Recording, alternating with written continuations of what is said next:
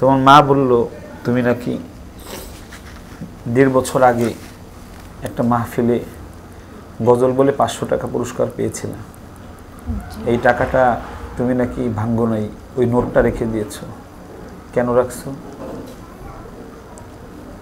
রাখছি আমি যে হুজুরের সাথে সবাই যত বলে যে এর মধ্যে যাইতে পারবো না, হুজুর যদি আল্লাহ কোনোদিন দেখে এটা দিব হুজুরে। কচি হৃদয়ে এত ভালোবাসা জমে কোনো মানুষের জন্য, কোরআনের জন্য। আমি আজকে হয়তো না আসলে আমি বুঝতাম না। আমি রায়হানকে অনেক ভালোবাসি, অনেক, মানে কত ভালোবাসি এটা বোঝানো যাবে না। তবে ওকেও আজকের থেকে ভালোবাসি। ও যে আস্থা আর ভালোবাসা নিয়ে আমাদের কাছে আসতেছে, এই আস্থার পূর্ণ প্রতিদান দেওয়ার চেষ্টা করবো ইনশাল্লাহ। 2 বছর আমার কাছে না এসে, আমাকে না দেখে আমার কাছে পড়ার জন্য বেতের বাড়ি খেয়েছে, মার খেয়েছে মার, তারপরেও সে বলতেছিল আমার কাছেই পড়বে। আলহামদুলিল্লাহ। তাবারাকাল্লাযী বিয়াদিহিল মুলক ওয়া হুয়া আলা কুল্লি শাইইন কাদির। দিন চলে যায়, মাস চলে যায়, পথ চেয়ে থাকি মা তোমার আশায়। আর রায়হান ইন্টারন্যাশনাল মাদ্রাসা একটি আন্তর্জাতিক কোরআনিক শিক্ষা মিশন। আল্লাহর ভালোবাসা পেতে হলে মানুষকে ভালোবাসো প্রাণটা খুলে। অবহেলা করো না কাউকে যেন, ধনী গরিব অসম করো না ভুলে। আল্লাহর ভালোবাসা পেতে হলে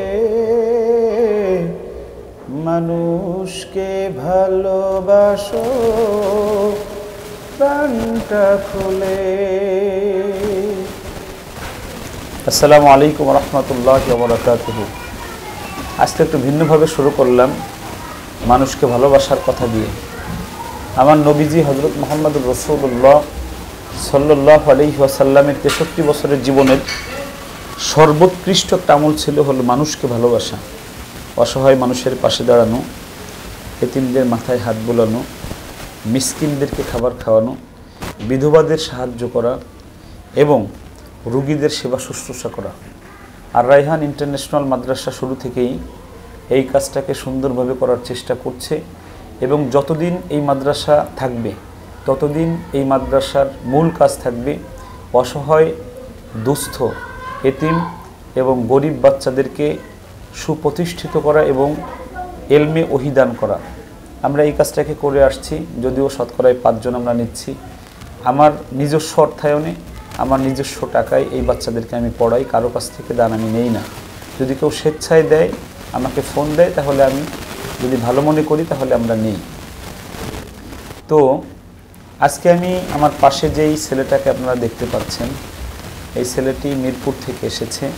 তার বাবা একজন আলেম, মাদ্রাসায় পড়ায়, মাত্র 12,000 টাকা বেতন পায়। আমি শুনে খুব কষ্ট পেয়েছি। ওর মা যখন বলল যে আজ 2 বছর আমার কাছে পড়ার জন্য এই ছেলেটি কান্নাকাটি করে, মাদ্রাসায় যায় না, দিতে পারে না ঠিকমতো। ওর বিরক্তির কারণে ওর মা ওকে মাঝে মাঝে মাইর দেয়, এমনকি গত 2 দিন আগেও নাকি মাইর দিয়েছে। কেন? যে আমার এখানে নাকি অনেক বেতন, যে বেতন দিয়ে সে পড়াতে পারবে না, অনেকে ভয় দেখায়, তাই কখনো আসে নাই।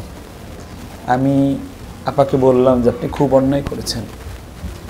আজ 2 বছর ছেলেটা আমার কাছে আসতে চায়, আপনি কেন তাকে এভাবে মারলেন? আমি আল্লাহর শুকরিয়া আদা করি আমি এজন্য যে আল্লাহ আমাকে কত ভালোবাসে, আর রায়হানকে কত ভালোবাসে আল্লাহ,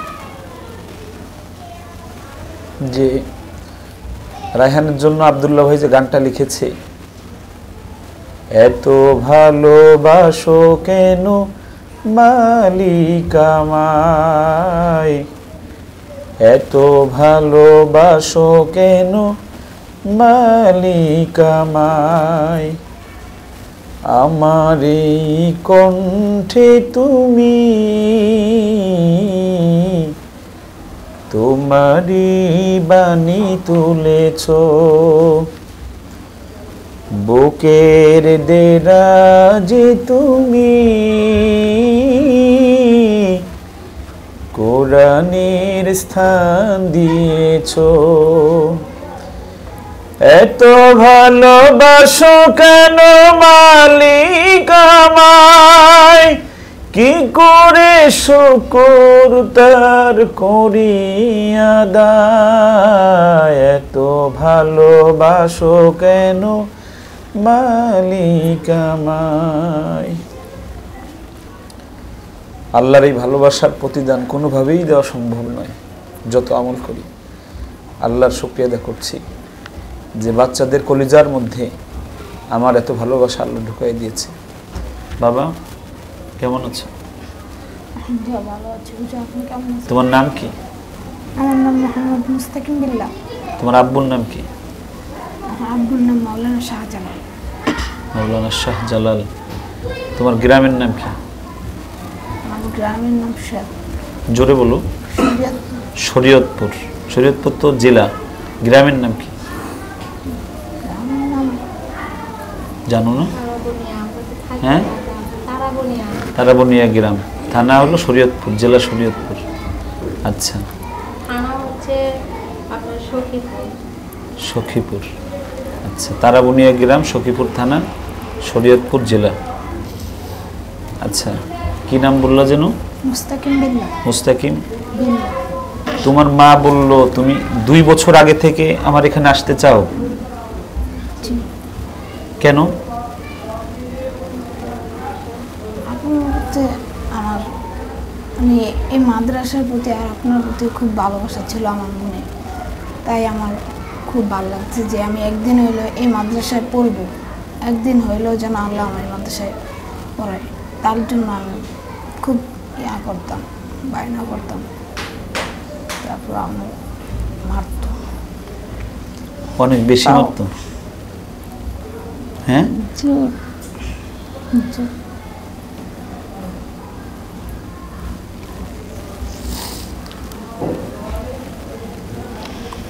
কি লাঠি দিয়ে মারতো না হাত দিয়ে? হাত দিয়ে আমার তো লাঠি তো আমার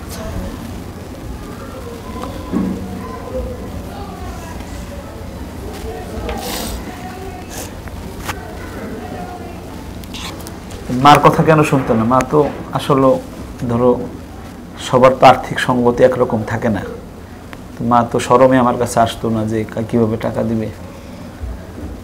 মার কথা শোনা তোমার ঠিক ছিল না? হ্যাঁ বলো, মার কথা শোনার দরকার ছিল না? হ্যাঁ, আমি এই মাদ্রাসায় পড়ার ইয়া করতাম, আমি ইয়া করতাম, চাইতাম এই মাদ্রাসায় একদিন পড়বো। আব্বু কিছু বলতো না? আব্বু বলতো আলিয়া মাদ্রাসায় পড়াবো, ও অত ইয়া না, ওকে আমি আলিয়া পড়াবো। তোমার আব্বুকে আলিয়া মাদ্রাসায় পড়ায়? তো তুমি আলিয়া মাদ্রাসায় পড়াতে চাই, তো আলিয়া মাদ্রাসা তো পড়লে সরকারি চাকরি হয়, বড় বড় চাকরি হয়, মানে আলিয়া মাদ্রাসায় পড়লে তো সরকারি চাকরি হয়, ভালো থাকা যায় দুনিয়ায়। আব্বু হয়তো এটা চাইতো, তো তুমি কেন চাইতা না? চাইতাম না, আবুল হানিফার মতো আমি একদিন হবই, এই চেষ্টা থাকতো। আল্লাহ আমাকে যদি হুজুরদের দোয়ার বরকতে যদি আল্লাহ আমাকে একদিন হাফেজ বানায়, তার জন্য। অন্য মাদ্রাসায় তো হুজুররা ছিল। আমার মনটা এই মাদ্রাসায় থাকতো, মানে আমি এই মাদ্রাসায় ভর্তি হবো, এই মাদ্রাসায় আমি পড়বো, যে আমার যেমনি পড়ে আমি সেমনি থাকবো, তাই। মানে সবসময় এটাই মনে হতো যে এখানে আসলে তুমি সফল হবা? জি, আমার এইটাই মনে হতো। আজকে এখানে আসছো, আমার সাথে কথা বলতেছো, দেখছো, আমি তোমাকে প্রথম দেখে গড়ে ধরে চুমু খাইলাম, তো তখন তো জানতাম না তুমি এরকম পাগলামতি করছো। তখন তোমার কেমন লাগছিল যখন আমি তোমাকে ধরলাম, চুমু দিলাম? আমি বিশ্বাস করতে পারিনি হুজুর, আপনার বুঝে আমি ছিলাম হুজুর, খুব ভালো লাগছিল আমার হুজুর, অনেক আশা ছিল হুজুর আপনার সাথে দেখা করবো।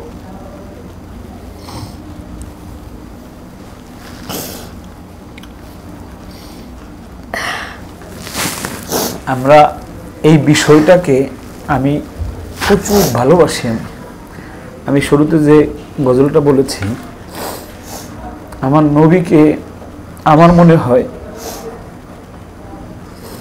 এই কারণে মানুষ অনেক বেশি ভালোবাসতো। আমার নবীজি বাচ্চাদেরকে অনেক আদর করতেন। আমি একটু আগেও আমরা শিক্ষককে বলেছি যে আমি মাঝে মাঝে যে রাগ হই, এই রাগ হওয়াটাও ছেড়ে দিব, আর রাগ হব না।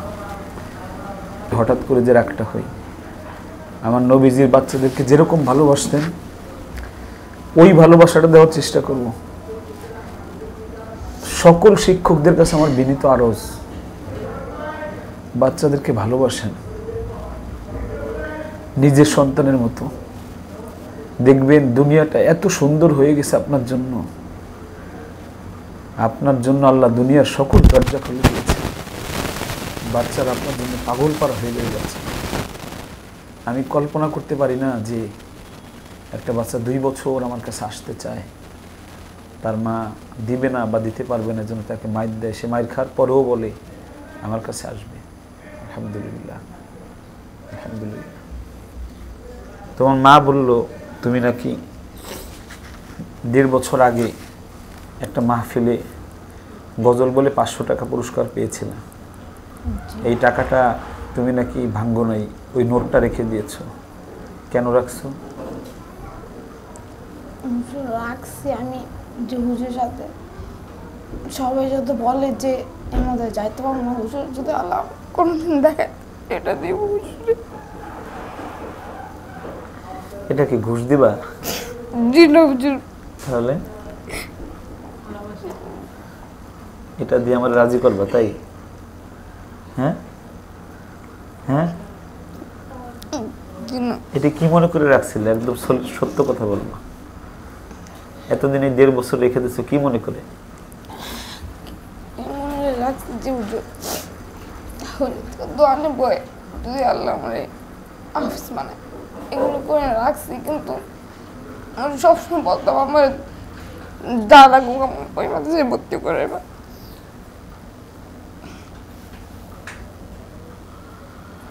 তুমি তো মনে হয় তোমার আত্মীয় স্বজনের জন্য এরকম কাঁদো নাই কখনো।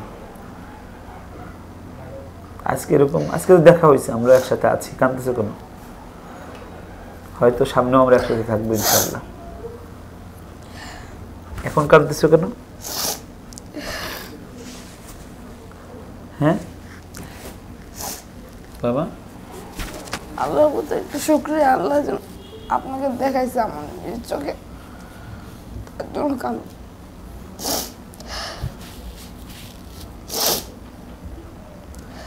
তোমার মতো আমি আমার জীবনে আর পাই নাই কাউকে যে আমার জন্য এরকম কাঁদে। তোমার জন্য যা যা করার দরকার আমি তাই তাই করবো ইনশাল্লাহ। তুমি রায়হান ভাইয়ের মতো হতে চাও না? জি তুমি চেষ্টা করতে পারবা? ইনশাআল্লাহ। আমি যেভাবে বলে সেভাবে চলতে পারবা? জি ইনশাআল্লাহ। যদি বলি যে হাফেজ হওয়ার আগে বাড়ি যাবা না একবারও, পারবা? ইনশাআল্লাহ যাব। সত্য? জি। সবার সামনে বলতেছো তো? জি। আচ্ছা, দেখি একটু তেলাওয়াত করো তো বাবা। সবাই তোমার তেলাওয়াতটা শুনে দেখি রায়হানের মতো হতে চাও তুমি। أعوذ بالله من الشيطان الرجيم. بسم الله الرحمن الرحيم. تبارك الذي بيده الملك وهو على كل شيء قدير.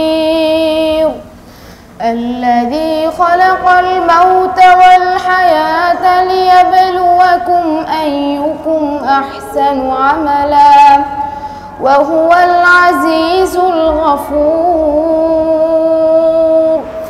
الذي خلق 7 سماوات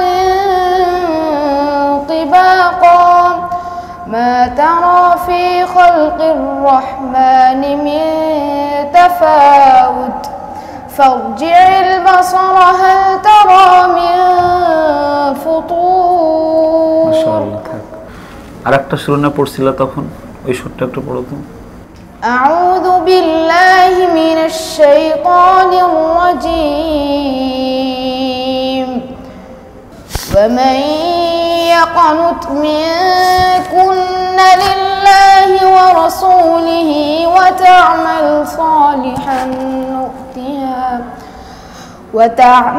صالحا نؤتها أجرها مرتين وأعتدنا لها رزقا كريما يا نساء النبي لستن كأحد من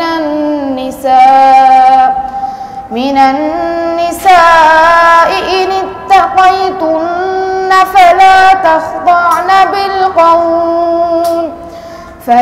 تخضعن بالقول فيطمع الذي في قلبه مرض وقلنا قولا معروفا মাশাআল্লাহ মাশাআল্লাহ, অনেক সুন্দর হয়েছে। তবে তোমার সুর অনেক ভালো, একটু এদিক ওদিক আছে তাসবিহ, এই বিষয়গুলো আমরা ঠিক করলে তুমি যেটা হতে চেয়েছো রায়হান ভাইয়া, আমার বিশ্বাস তুমি রায়হান ভাইয়ের মতোই হতে পারবে ইনশাল্লাহ। একটা গজল বলো তো শুনি বাবা, যে গজলটা গিয়ে পুরস্কার পেয়েছিল সেটা বলতে পারবা? বলো তো। চলে যায় মাস চলে যায় পথ চেয়ে থাকি মা তোমার আশায় দিন চলে যায় মাস চলে যায় পথ চেয়ে থাকি মা তোমার আশায় মায়া মমতা দিয়ে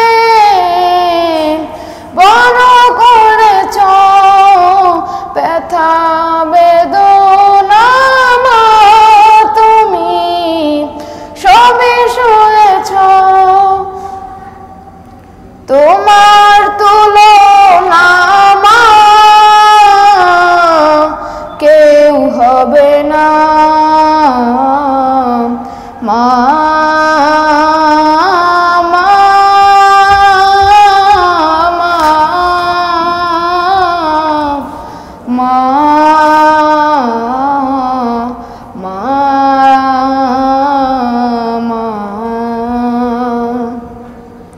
দিন চলে যায় মাস চলে যায় পথ চেয়ে থাকি মা তোমার আশায় দিন চলে যায় মাস চলে যায় পথ চেয়ে থাকি মা তোমার আশায় তোমার স্মৃতি মাগো মনে হলে দু চোখের শ্রুতে হৃদয়ে জ্বলে তোমার স্মৃতি মাগো মনে হলে দু চোখের শ্রুতে হৃদয়ে জ্বলে শৈব মাগো আমি কেমন করে শৈব মাগো আমি কেমন করে হারানোর সেই বেদনা তোমার তুলনা মা কেউ হবে না মা মা মা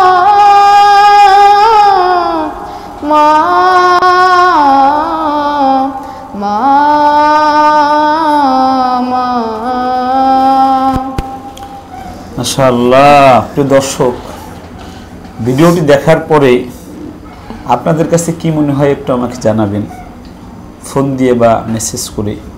আমি একটু জানতে চাই যে কি যেন নাম বাবা? মুস্তাকিম। সে যে আশা 2 বছর ধরে লালন করেছে যে সে আমার কাছে পড়ে একজন বিশ্বজয়ী মানুষ হতে চায়, সেটা সে পারবে কিনা। আর আপনার কলিজার টুকরা সন্তান যদি এরকম আসতে চায়, কমপক্ষে আমার সাথে দেখা করাবেন, এরকম আর যেন ভুল না হয়। ওর মার মতো আমার সঙ্গে দেখা করাবেন। আমার সঙ্গে যারা আমাকে এত ভালোবাসে তাদের সঙ্গে আমার দেখা হোক, কথা হোক, আমার পাশে আসুক। আমি খবর নেই, আমি তাদের সঙ্গে কথা বলি, আমি তাদের সঙ্গে ভাব বিনিময় করি, মাথায় হাত দিই, আমি তাদেরকে একটু যত্ন করি, তাদের কপালে একটা চুমু খাই। আমার মন চায় আমি এদের সাথে বেঁচে থাকতে চাই সারা জীবন, এদেরকে যত্ন করতে চাই।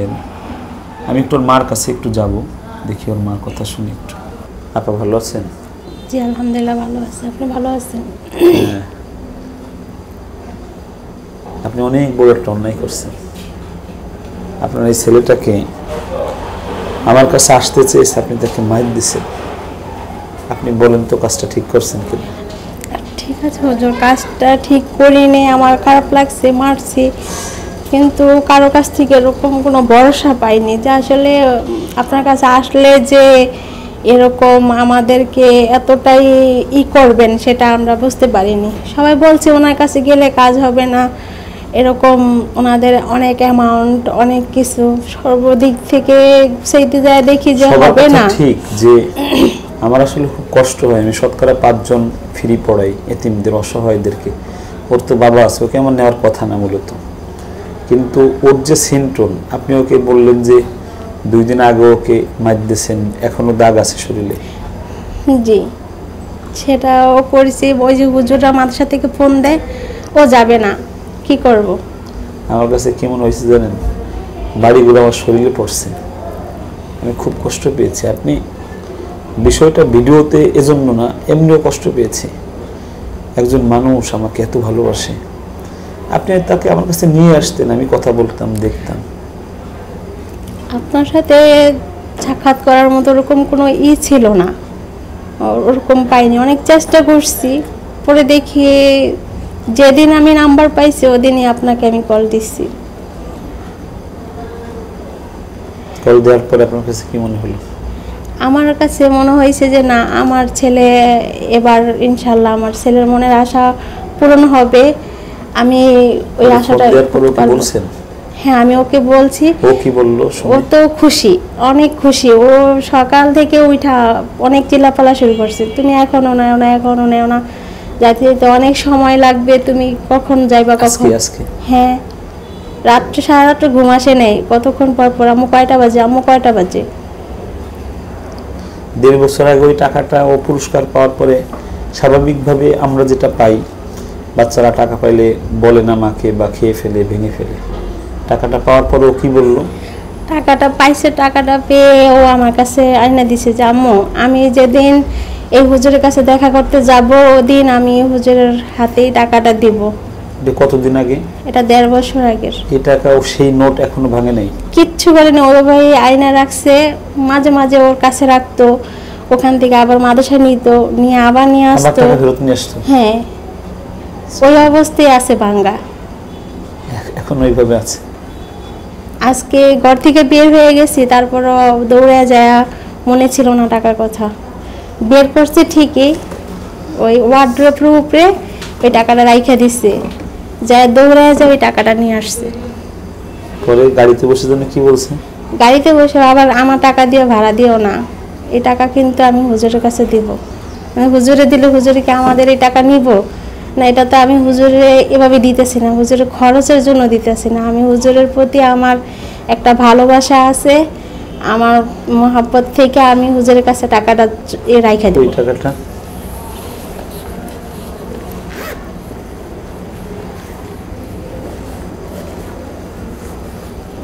কাছে দিন, দেড় টাকা দিন।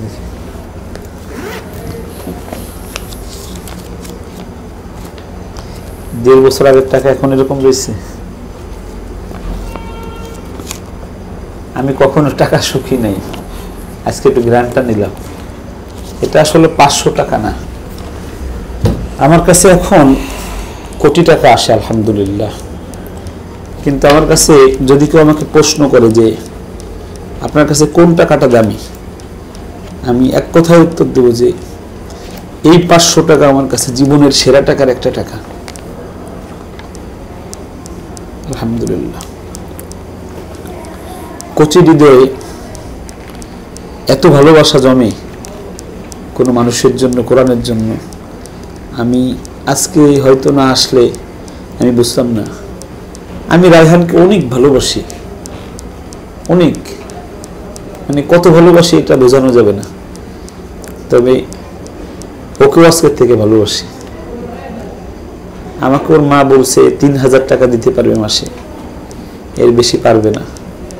আমি এই টাকাই হয়তো নিয়ে নেব তাকে, আমার তাও 6000 টাকা আমার পকেট থেকে খরচ হবে। আমি আজকের থেকে ওর দায়িত্ব নিয়েছি। আজকে 19/10/2022, ঠিক 2 মাস পরে আমরা তাকে নিয়ে আবার ভিডিওতে আসব। আজকের পড়া আপনাদের সামনে আমরা দিলাম, ঠিক 2 মাস পরে তার ভিডিওটা, তার পড়া নিয়ে আবার ভিডিওতে আসব। আমি কতটুকু পরিশ্রম করি ওর পিছনে, আমার শিক্ষকরা করে, এটা আমি দেখাবো। ও যে আস্থা আর ভালোবাসা নিয়ে আমাদের কাছে আসতেছে, এই আস্থার পূর্ণ প্রতিদান দেওয়ার চেষ্টা করবো ইনশাল্লাহ। এটা শুধু মুখের কথা না, আমি কাজে পরিণত করবো ইনশাল্লাহ, যদি আমি বেঁচে থাকি। এই 500 টাকা আমার কাছে 5 কোটি টাকার মতো হয়ে আসছে। আমি এই 500 টাকাকে 5 কোটি টাকার মূল্যমান ধরে আমি ওর পিছনে খাটবো ইনশাল্লাহ, যদি আল্লাহ আমাকে বাঁচায় রাখে। আমি কতটুকু খুশি হয়েছি এটা আমার চোখের পানি বলে দিচ্ছে, আমি কতটুকু খুশি হয়েছি। মানুষ প্রচন্ড রকম ব্যথা পেলে মানুষের চোখ দিয়ে পানি আসে, আর মানুষ অনেক খুশি হলে মানুষের চোখে পানি আসে। আমার জীবনের সেরা সুখের একটা দিন আজকে, যেদিন আমি আমার এই সন্তানটাকে পেলাম, যে সন্তান আমাকে তার বাবার মতো ভালোবাসে, আমাকে শ্রদ্ধা করে। 2 বছর আমার কাছে না এসে, আমাকে না দেখে আমার কাছে পড়ার জন্য বেতের বাড়ি খেয়েছে, মার খেয়েছে মার, তারপরেও সে বলতেছিল আমার কাছেই পড়বে। আলহামদুলিল্লাহ। আমি আমার হেফজখানার সহকারী প্রধান নাইম সাহেব, আবু তাহের গুলজারি ভাইয়ের একজন খাস সাগরে, উনি এখানে ছিল। উনি ওর পড়াশুনে 500 টাকা দিয়েছে, 100 টাকা দিয়েছে ওকে হাদিয়া। আমি যখন ভিডিওটা তৈরি করি, পিছন থেকে দেখছি উনি কান্না করতেছে। নাইম ভাই, কেমন লাগলো আপনাদেরকে? আমি আপনার মুখে শুনতাম যে এরকম ছাত্র আসে, তা আমি আপনার কাছে একদিন রিকোয়েস্ট করেছিলাম যে হুজুর আমাকে ভিডিওর পিছন থেকে একটু দেখার সুযোগ দেবেন। আলহামদুলিল্লাহ আজকে আপনি আমাকে সুযোগ দিয়েছেন। সত্যিকার অর্থে সরাসরি যেভাবে দেখতেছি, একটা ছাত্র 2টা বছর যাবৎ তার পড়াশোনা ক্ষতিও হয়েছে, কিন্তু নবীজি সাল্লাল্লাহু আলাইহি সাল্লাম যেভাবে বাচ্চাদেরকে ভালোবাসছে, সেই ভালোবাসা হয়তো আপনার কাছে পাইছে। সেই তার জন্য সে প্রায় 2 বছর সে অপেক্ষা করেছে। একটা উস্তাদের জন্য তখনই উস্তাদ নিজেকে সফল ভাবে যখন ছাত্র তাকে নিজের বাবার থেকেও বেশি ভালোবাসে। আমি নিজে জীবনে কখনো পারছি কিনা জানি না এরকম উস্তাদ হইতে, তবে আমি চেষ্টা করি আমার ছাত্ররা যেন আমাকে সারা জীবন মনে রাখে। কেননা যাদের আমার নিজেদের বাচ্চা না ওরা, কিন্তু 24টা ঘন্টা ওদের পেছনে সময় ব্যয় করা হয়। যখন একটা বাচ্চা কান্না করে তখন নিজের কাছেও খারাপ লাগে যে ছেলেটা কেন কান্না করতেছে, জিজ্ঞেস করি। এটা অবশ্যই বাবা না হলে বোঝে না। বাবা দেখলেই, বাবা যখন ছেলেকে দেখে, সন্তানকে দেখে, ছেলে মেয়েকে দেখে, তখনই এরকম জড়ায় ধরে বা কাছে টানে। আমাদের কাছেও এরকম ছাত্র যখন কান্না করে তখন খুব জড়ায় ধরে ইচ্ছে করে, আদর করতে ইচ্ছে করে যাতে কান্না না করে। ইনশাআল্লাহ যদি আল্লাহ তাআলা এই কোরআনের খেদমতে সবসময় রাখে, ও যেই স্বপ্ন নিয়ে আমার কাছে আসতে চেয়েছে সেই স্বপ্ন কি আপনি বাস্তবায়ন করে দিতে পারবেন? কি মনে হয়? ইনশাআল্লাহ যদি আমার উপর দায়িত্ব আসে অবশ্যই ইনশাআল্লাহ ওর মনের আশা পূরণ করার চেষ্টা করব, আল্লাহ যদি আমার সহায়ক হয়। তোমার এই প্রথম দেখা, এই যে উনি আমাদের অনেক ভালো উস্তাদ, বাচ্চাদেরকে অনেক যত্ন করে আদর করে, বুঝতে পেরেছো বাবা? তুমি খুশি হয়েছ? অনেক খুশি হয়েছে। সুপ্রিয় দর্শক, আমি আগে একটা ভিডিওতে বলেছিলাম আমরা এই ভালোবাসার গল্প শোনাই, আমরা এই ভালোবাসাটা বিক্রি করতে চাই মানুষের মাঝে, টাকার বিনিময়ে না, ভালোবাসার বিনিময়ে। এরকম যারা আমাদেরকে ভালোবাসবে তাদের জন্য আমাদের জীবন কুরবান হয়ে যাবে ইনশাআল্লাহ।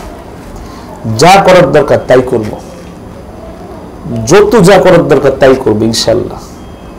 যদি এই খেদমত করতে যে 1 টাকার একটা সম্পদ না থাকে কখনো পিছনে তাকাবো না ইনশাআল্লাহ। আমার স্বপ্ন আমি বড় করে দেখা শুরু করেছি। আমি আগামী বছরে 100 এতিম নেওয়ার স্বপ্ন দেখি, যাদের পৃথিবীতে কেউ নেই তাদেরকে আমি পালবো, পড়াবো, দেখাশোনা করবো, কাপড় দেব, গোসল করায় দেব।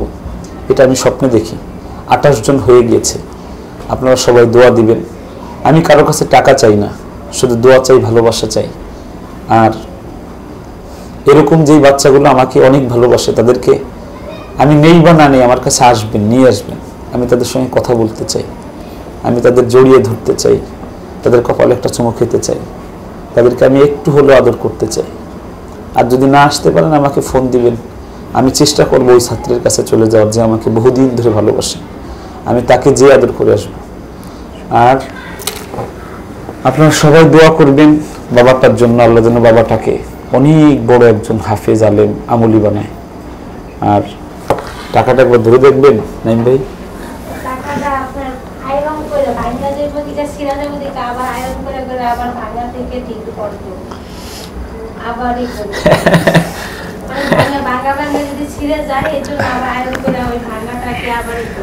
স্বার্থ করতে হচ্ছে। ওর মা বললো টাকাটা নাকি ভাস নষ্ট হয়ে যায়, এই জন্য আয়রন করতে মাঝে মাঝে টাকাটা, যেন টাকাটা নষ্ট না হয়। আলহামদুলিল্লাহ, আলহামদুলিল্লাহ। আজকের এই দিনে আমি স্মরণ করছি আমার উস্তাদ, প্রিয় উস্তাদ মুরহম শাইখুল হাদিস আল্লামা ফরিদ আহমদ সাহেব রূপসা হুজুর। আমাকে এমনই ভালোবাসতো, আমি বাচ্চাদেরকে যেরকম ভালোবাসি। আল্লাহ হুজুরকে জান্নাতুল ফেরদাউস দান করুন। হুজুরের ভালোবাসার কারণে আজকে আমি এত বড় একজন হুজুর হয়েছি। আমাকে দেশ বিদেশ থেকে বাচ্চারা ফোন করে, বাচ্চারা ভালোবাসে, বাচ্চারা আমার কাছে ছুটে আসে। আলহামদুলিল্লাহ। আল্লাহ আমার হুজুরকে যেন জান্নাত, আপনারা যারা দেখবেন সবাই দোয়া দিবেন, আল্লাহ যেন আমার উস্তাদকে জান্নাতুল ফেরদাউস দান করে। আমিন। আমি হুজুরকে আব্বা বলতাম, আমার অনেক ভালো লাগতো। হুজুরকে আব্বা বললে আমার কলিজা ঠান্ডা হতো। এরকম উস্তাদ আমি হতে চাই। আমি যেমন আমার উস্তাদের জন্য এখন কান্না করছি, আমার ছাত্ররা, আমার সন্তানরা যেন আমি যখন থাকবো না তখন যেন আমাকে চোখের পানি দিয়ে আমাকে দোয়া দেয়। আপনারা সবাই দোয়া দিবেন আমি যেন এই ভালো কাজগুলো অব্যাহত রাখতে পারি। আপনাদের দোয়া যেন আমার সঙ্গের সাথে হয়। আর আমরা একটা নিজস্ব জায়গার স্বপ্ন দেখি। আমার টাকা নেই, আমি অনেক গরিব ঘর থেকে উঠে আসছি। আপনারা যদি কেউ ধনবান অনেক বড় থাকে যে একটা জায়গা দিয়ে একটা বিল্ডিং করে দিবেন এই অসহায় এতিমদের জন্য, তাহলে সেটা আমরা গ্রহণ করব। বা এমনও হতে পারে যে জায়গা কেনার জন্য কেউ 1 কাঠা জায়গা কিনে দিবেন, কেউ আধা কাঠা, কেউ একটা বিল্ডিংয়ের একটা রুম করে দিবেন। এরকম হলেও আমরা ধীরে ধীরে গ্রহণ করে এক জায়গা করে একটা আলাদা ফান্ড আমরা তৈরি করব। সেখান থেকে আমরা যাতে আমাদের ভাড়া না দিয়ে আমরা এই অসহায়দের জন্য একটা আবাসস্থল গড়ে তুলতে পারি। আপনারা সবাই দোয়া করবেন আমাদের জন্য। সবাই ভালো থাকবেন, সুস্থ থাকবেন, নিরাপদে থাকবেন। আমাদের জন্য দোয়া করবেন, আপনাদের জন্য দোয়া করি। আসসালামু আলাইকুম রহমতুল্লাহি ওয়া বারাকাতুহু। আর রায়হান ইন্টারন্যাশনাল মাদ্রাসা একটি আন্তর্জাতিক কোরআনিক শিক্ষা মিশন।